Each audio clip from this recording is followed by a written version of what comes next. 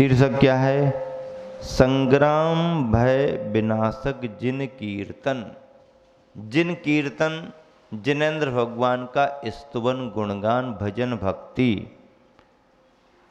कौन से भय की विनाशक है? संग्राम भय। युद्ध होते थे, युद्धों की बड़ी भयावह स्थिति बनती थी। एक राजा दूसरे राज्य पर आक्रमण कर देता, दूसरा राजा दूसरे राज्य पर आक्रमण कर देता, वह अपनी जमीन का विस्तार करता है, दूसरे राज्य की संपदा को लूट करके ले जाता है, अपने खजाने को भरता है। ऐसा पहले होता था, आज भी होता है।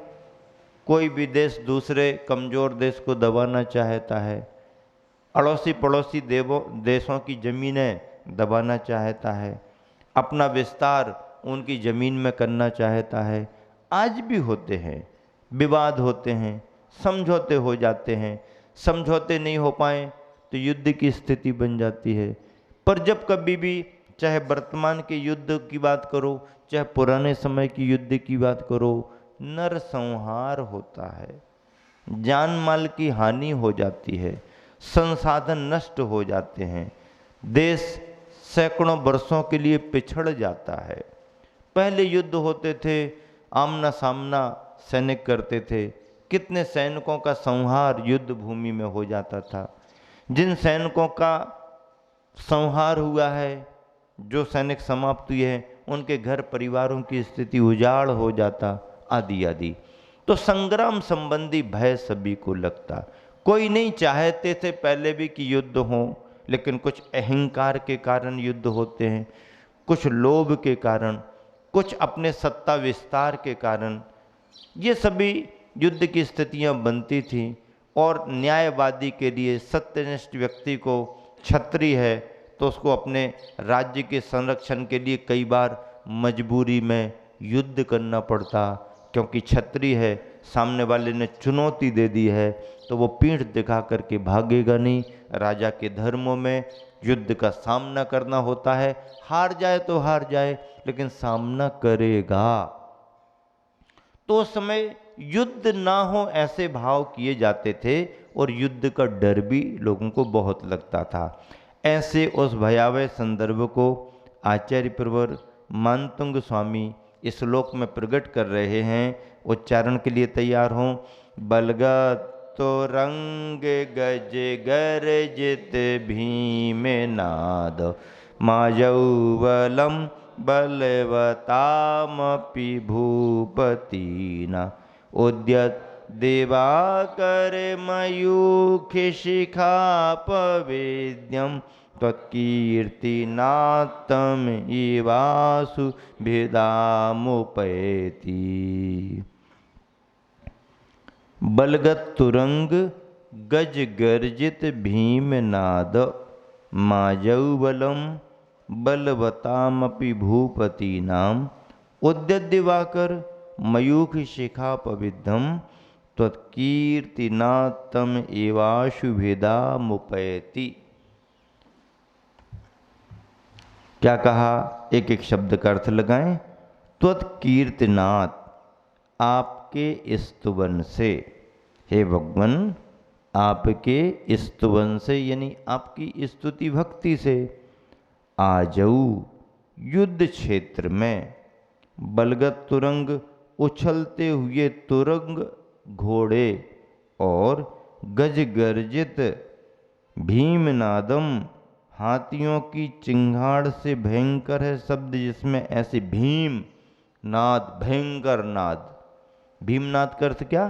भयंकर, डरावनी आवाज़ों को लेकर के भयंकर है शब्द जिसमें ऐसी बलवताम, पराक्रमी, भूपतिनाम अपि, राजाओं की भी, बलम सेना, ऐसी सेनाएं राजाओं की सामने आ जाएं तो उस समय भी उद्यत दिवाकर, उगते हुए सूर्य की, मयूख शिखा किरणों के अग्रभाग से, अपवध्यम, अपविद्धम, अपविद्ध बांधे गए, नष्ट हुए, तमायु अंधकार की तरह, आशुभिदाम शीघ्र ही विनाश को उपैति प्राप्त हो जाती है।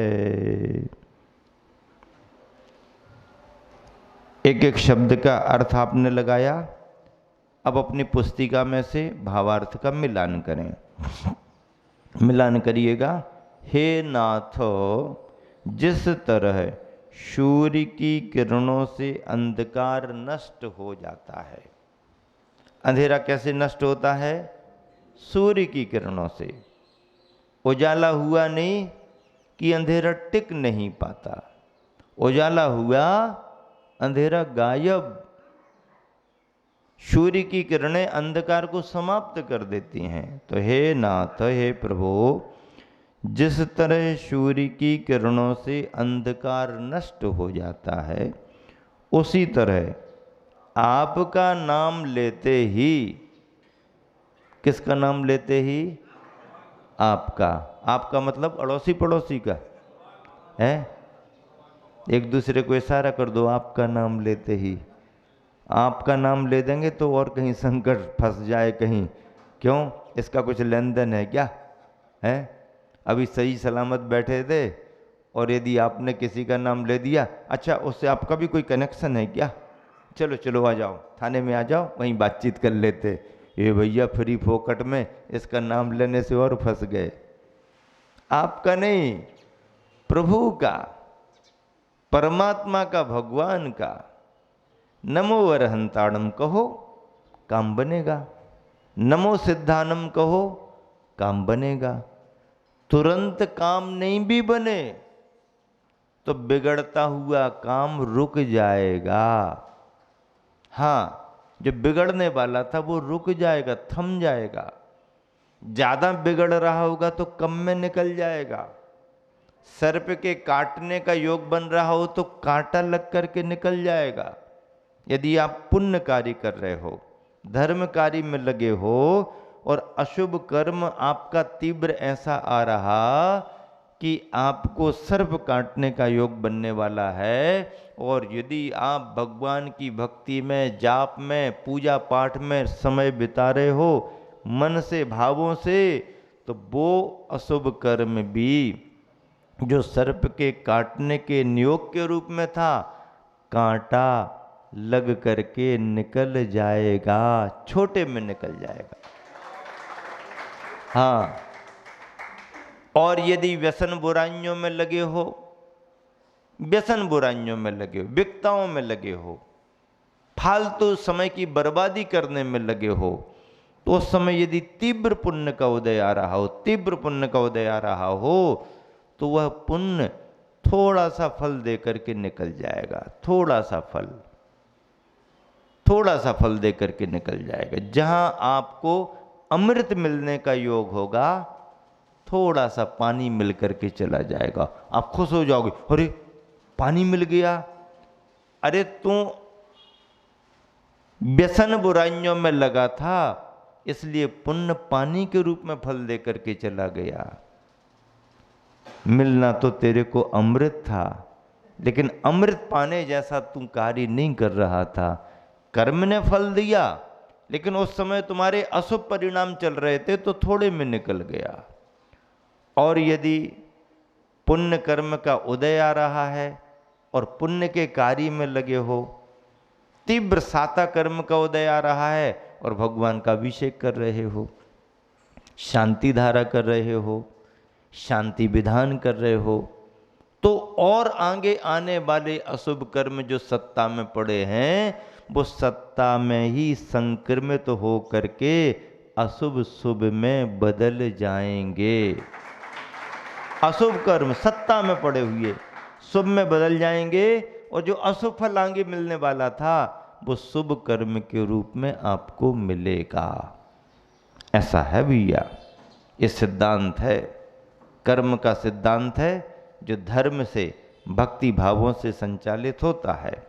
तो इस तरह हे प्रभु, जिस तरह सूर्य की किरणों से अंधकार नष्ट हो जाता है, उसी तरह आपका नाम लेते ही बड़े बड़े राजाओं की बलशाली सेनाएं भी, बड़े बड़े राजाओं की बलशाली सेनाएं भी युद्ध में नष्ट हो जाती हैं, भाग जाती हैं, मैदान छोड़ देती हैं।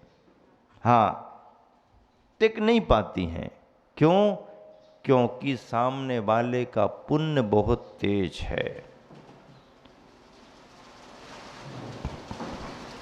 देशभूषण कुलभूषण मुनि महाराज पर पूर्व भाव का बैरी कोई देव उपसर्ग कर रहा, घोर उपसर्ग करता था।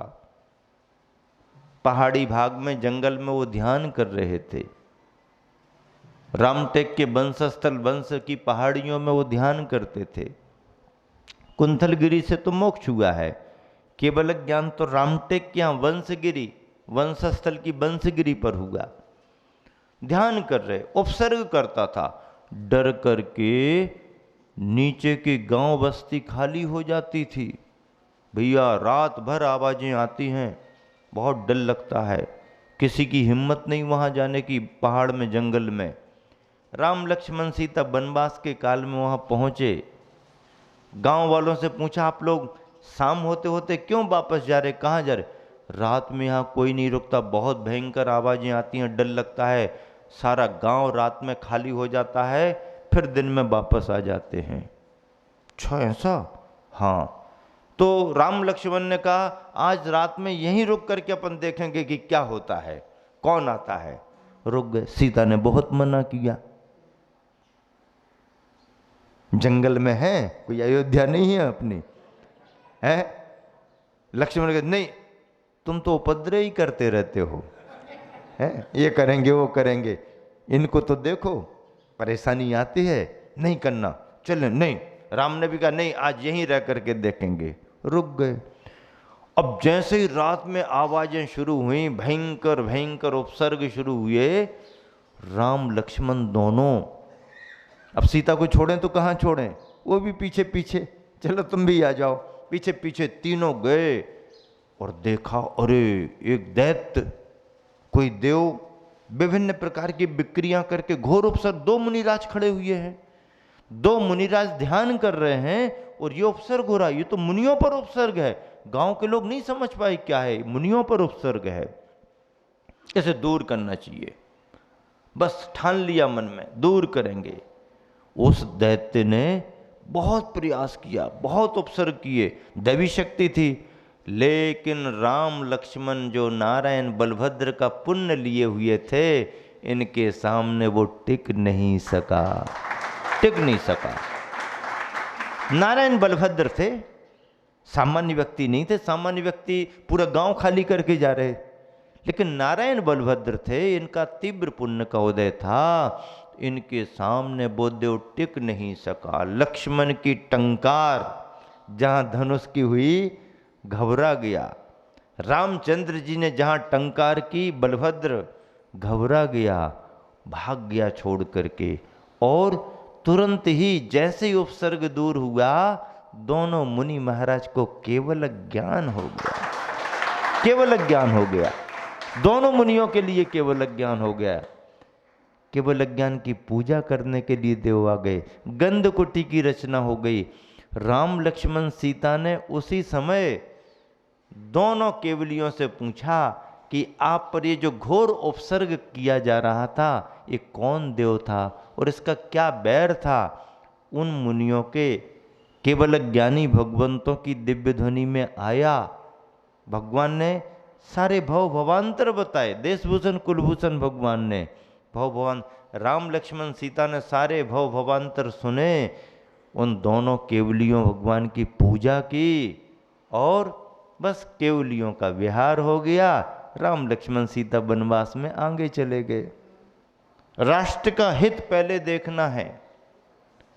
उन्होंने सब कुछ नीति निर्धारित करते हुए अपने मंत्रिमंडल के हिसाब से तैयारियां करते हुए, तीनों प्रकार की सेनाओं का मनोबल बढ़ाते हुए, डरने की बात नहीं, घबराने की बात नहीं, सत्य के साथ हैं, न्याय के साथ हैं, अपने देश की रक्षा करेंगे, ऐसा करते हुए उन्होंने सर्वश्रेष्ठ और अंतिम उपाय के रूप में धर्म की शरण ली।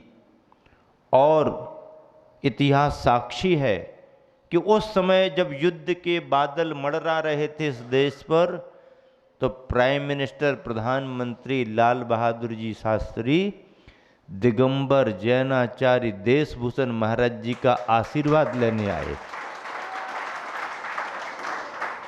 आशीर्वाद लेने गए। वो धार्मिक थे, धर्म के प्रति उनकी निष्ठा थी, बहुत संयमी व्यक्ति थे। उन्होंने कहा कि तैयारियां हमारी पूरी हैं, लेकिन निर्ग्रंथ मुनि आचार्य का आशीर्वाद अवश्य लेंगे। सारी बात उन्होंने विस्तार से आचार्य देशभूषण महाराज जी को बताई। देशभूषण आचार्य महाराज जो समय दिल्ली में विराजमान थे, उन्होंने भी सारी स्थिति को समझ करके बहुत मनोबल बढ़ाया, बहुत मनोबल बढ़ाया। कहा शास्त्री जी चिंता नहीं करना, तुम अकेले नहीं हो, तुम्हारे साथ पूरा देश है और देश के सारे साधु संतों का तुम्हारे लिए आशीर्वाद है। मेरा तो है ही, मेरा आशीर्वाद तो दोनों हाथों से भरपूर है, संपूर्ण साधु संतों का आशीर्वाद तुम्हारे लिए है, जाओ जीत तुम्हारी होगी। निर्ग्रंथ आचार्य महाराज के मुख से निकले गए शब्द आप जानते हैं, उस स्थिति में भी जीत भारत की हुई थी। हाँ, तो धर्म जिसके पास है जीत उसकी होती है। और इसमें रिद्धि मंत्र ओम ह्रीम अर्हम दृष्टि विसृद्य दृष्टि विसृद्धि प्राप्तिभ्यो नमः। यदि मुनि के मन में अनिष्टता का भाव आ गया और उन्होंने कुपित होकर के दृष्टि डाल दी, तो जिस दृष्टि से करुणा से जहर दूर होता था, क्रुद्ध होकर के मुनि यदि देख ले तो उस पर जहर का प्रभाव पड़ जाए। ये दृष्टि विष, एक दृष्टि निर्विष, दृष्टि पड़ते ही निर्विष बना, और एक दृष्टि विष, नजर पड़ते ही क्रुद्ध हो गया, कुपित हो गया, तो उसे ऐसा प्रभाव मिल जाता है। ऐसी रिद्धियां हैं, रत्नत्रय के प्रभाव से है, लेकिन रत्नत्रयधारी ऐसी भावना करते नहीं। करने में रत्नत्रय तपस्या में दोष आता है, गुणस्थान उनका गिर सकता है, गिर जाता है। इस तरह से 3 श्लोकों के माध्यम से आप सभी ने यहाँ पर भक्तांबर स्तोत्र की आराधना की, उसकी महिमा का आनंद लिया। महावीर भगवान की जय।